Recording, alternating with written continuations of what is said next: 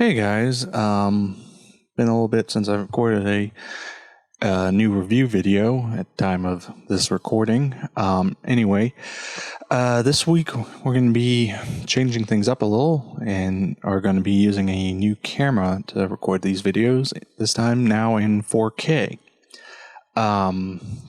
Couple things though, since what I'm using is technically an action camera, in 4K mode, it's stuck in wide angle, so I've had to zoom it in a little, which does produce a little bit of a digital noise. So I do apologize about that.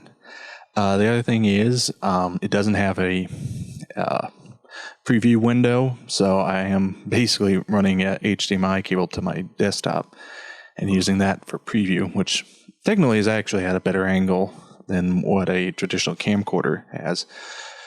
But we're going to try this format out, see what happens. If the noise is to everyone's disagreement, I can turn it down to 1080 at 60 frames. We can try that. And we'll just see how this configuration goes. If it works, great, we'll keep doing it. If not, then I'll go back to the old camera. So, anyway. Today we're looking at a Hobby Boss armor kit in 1/48 scale with their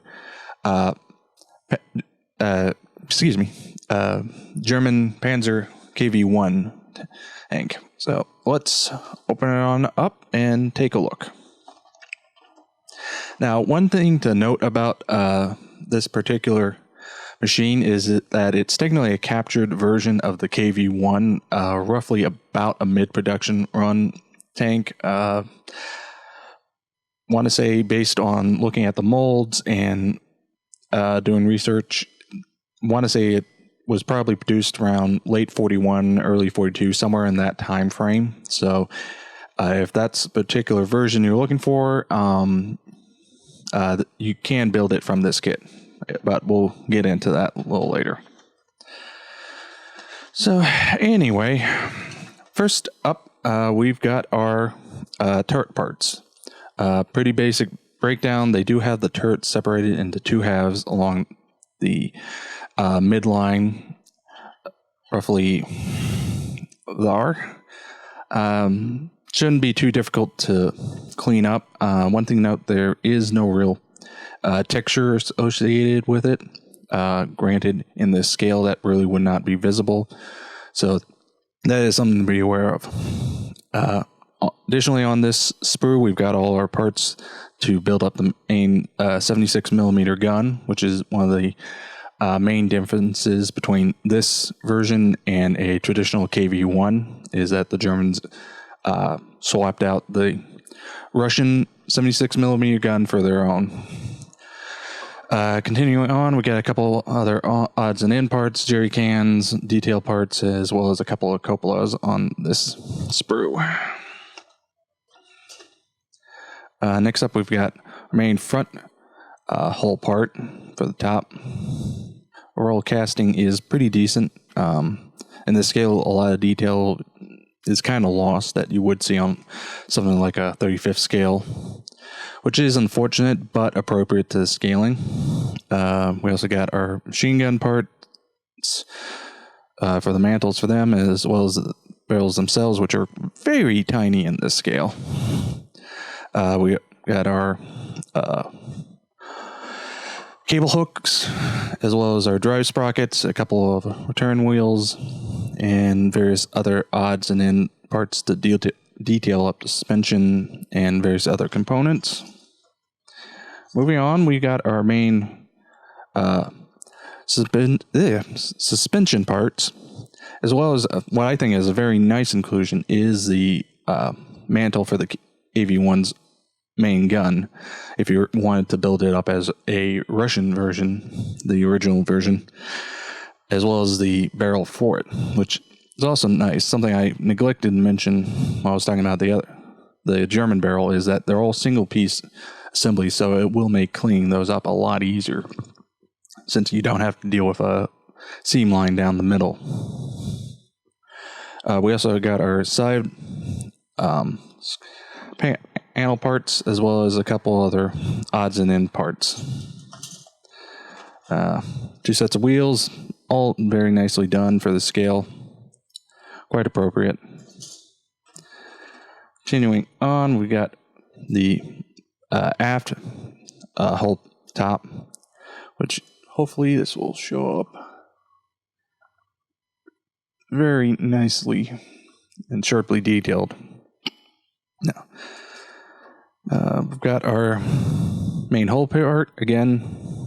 Should build up very nicely. The Hobby Boss did a nice job getting details into the smaller scale.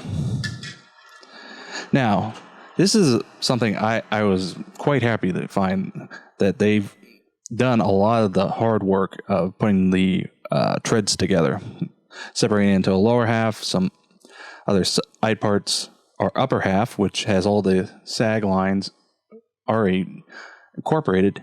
But what I think is most valuable is they include these 2 key guides for our front and rear curved parts so that you can mount and properly align them right out of the gate without too much hassle. That's something I think is a valuable inclusion.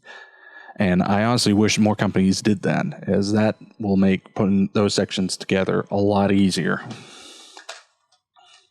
And again, as I said, 2 sets for right and left. Kit does come with a small fret of photo etch parts, which should add a little bit of detail, as well as an actual wire for our cable.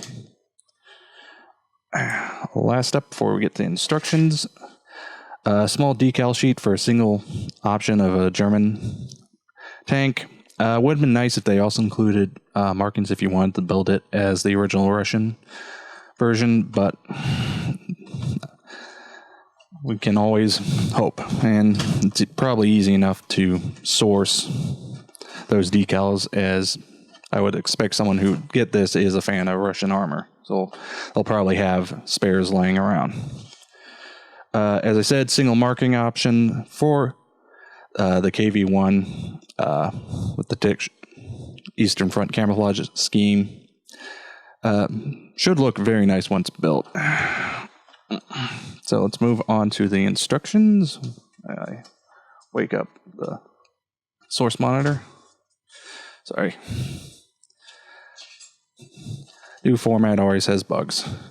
So assembly is basically the same as any other armor kit you may have built.